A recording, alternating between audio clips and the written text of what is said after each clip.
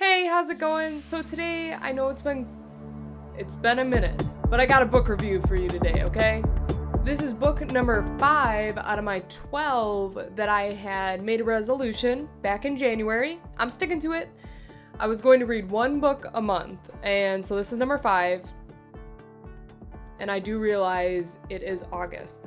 So I am a little behind on my book reviews. I will catch up before the end of the year. I swear.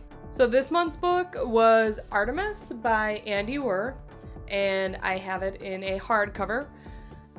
It's not that thick. The book was published in November 2017, which was just this past year, and is currently being developed into a movie by the filmmakers Phil Lord and Christopher Miller, who were the geniuses behind one of my all-time favorite movies, Cloudy with a Chance of Meatballs. I love that movie. It's so funny. It's so cute. I love it. As well as the award-winning Lego movie.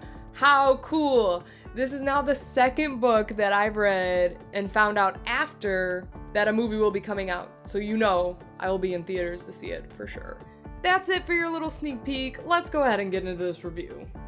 If you're wondering why I'm wearing a hat, it's because I ran out of dry shampoo. And Nike isn't sponsoring me. That's okay though. We'll move on. Artemis is not only the title of the book, but it's also the name of the first city constructed on the moon, which is the main focus of the story. Our main character, Bashara, was born and raised on the moon. She's a little bit of a criminal, kind of a rebel, not unlike myself. Her main job is a porter, which is like delivering goods and exporting and importing and stuff like that, but she does a little smuggling on the side of that contraband to the moon because in this sci-fi world, there's a lot of things you can't bring to the moon. So she does a little low on the low and is bringing in some stuff to people she probably shouldn't be. But it's while she's doing an under-the-table deal with one of the wealthier of Artemis that she finds out way more criminal mastermind stuff is going on. She's basically a small-time criminal that now has to become a hero herself to save her hometown of Artemis, which is super heroic, and Maddie loves herself a good anti-hero story. I really like anti-hero stories because I believe nobody's a perfect hero all the time. I think it's more realistic to be an anti-hero, and like, yeah, sometimes you have to do bad things for good reasons. I'm not sure if that makes 100%, but I always love me a good anti-hero story, okay? Jazz is literally me if I was born on the moon. She's quick-witted, she's sarcastic, she's a little bit of a tomboy, like, I love it.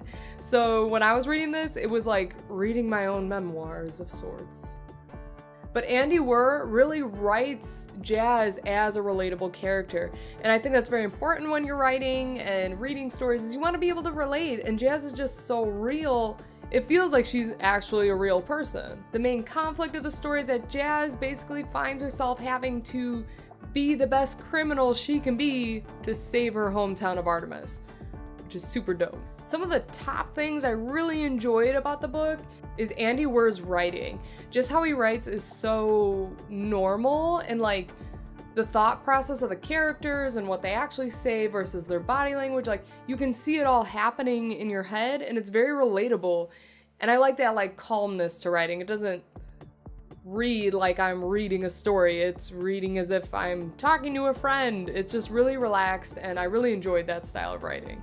He also did a great job on the authenticity of the scientific facts of what it would be like to live on the moon. He covers how Artemis self-produces its own oxygen, how the air pressures are different, and the vacuum-like effect you have, that is space. He talks about how the importing and the exporting of goods and travelers and passengers, how it would actually take like a few days, if not a week.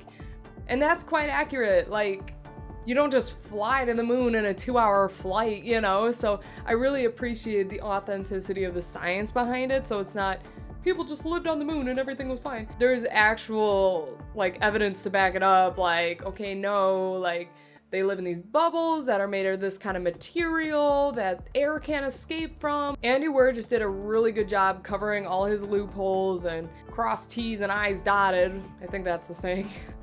But he did a great job covering all those little scientific nitpicks that somebody would catch if they were actually in that world. At least as far as I'm concerned, they seem pretty accurate to me. I'm not gonna fact check the boy, like, I believe you. He did a great job talking about the socioeconomic aspects of living on the moon. Like, there's still poverty and like wealthy people up there, so you had like the rich people living in a particular area with gardens and parks and fancy food. And then you had the poorer people living basically on top of each other, eating what they had to survive, having shared bathrooms. So I really like that the thought went into creating a very realistic civilization on the moon. So to combat those likes about the book, I do have a couple dislikes. First off, some of the scientific explanation, although it was thorough and probably accurate, it did get a little dry for me. He'd start going into how compounds mix with these compounds and atoms and and I'm like, Maddie out, let me just skim over that. Because yes, I appreciate the scientific authenticity, but it's a little dry to read to us not so scientific people. I'm not scientific.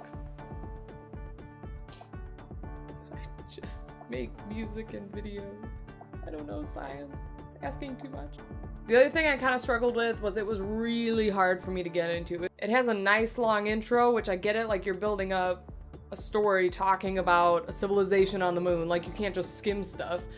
But it did take me a while to get into because it was kind of boring. Once a story gets rolling and you see the main conflict, you know the characters a little better, then it's totally fine, like once you really get into it, but it was a little dry in the beginning for a while. I would definitely recommend this book for anyone that's into sci-fi or interested in space at all. It's pretty accurate and it's pretty interesting. Potential reality type stuff. Love it. So this book is perfect for that kind of stuff. And like I had previously mentioned, it's also a great anti-hero story. So if you're into those kind of bad, good guy type mixtures, check it out. It's really good.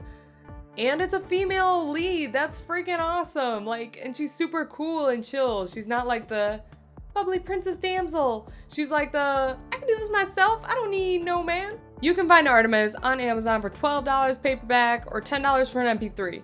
You can literally listen to it at work, listen to it at the gym, or listen to it driving to work or the gym, which is awesome. I love podcasts. I love audiobooks, so check that out. I will link all that Amazon stuff down below, as well as a little bit more about the movie if you're curious on that. I'll go ahead and throw that down there for you too.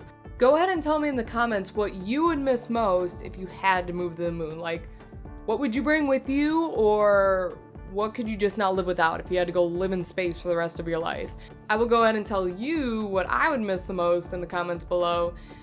And extra points if yours makes me laugh. I'm always looking for a funny one, so that's gonna wrap up my review for Artemis. Go ahead, go find it, go read it. And until we start living in space, keep reading, keep it weird, and I'll see you next time. Bye. Honey, we need to sit down and be quiet because mommy needs to finish this recording. No, stay down. Okay. You can find Amazon. Honey, can we stop whining? Thanks. So this month's book is Artemis, and I have a hard copy right here. Get that glare off. I have a hard copy right here. Phil Lord and Christopher Miller. Phil Lord and Christopher Miller, who were the geniuses behind one of my all-time favorite movies, Wait, what?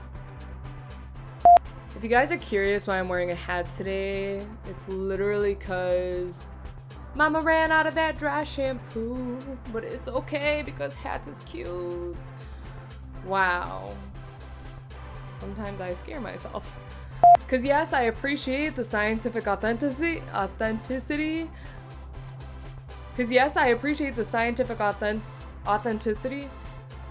Because yes, I appreciate the scientific authenticity. Why can't I say authenticity? Authenticity. Okay. Hello, are we back? Okay, it looks like we're back on, so. Computer errors, they're so fun. Okay. So, I need to make sure we're still recording. Okay, we are, cool. Cool, so that's all good. I don't think I missed anything, did I, Chewy? Okay, I did. Hey! Okay, so we're gonna stop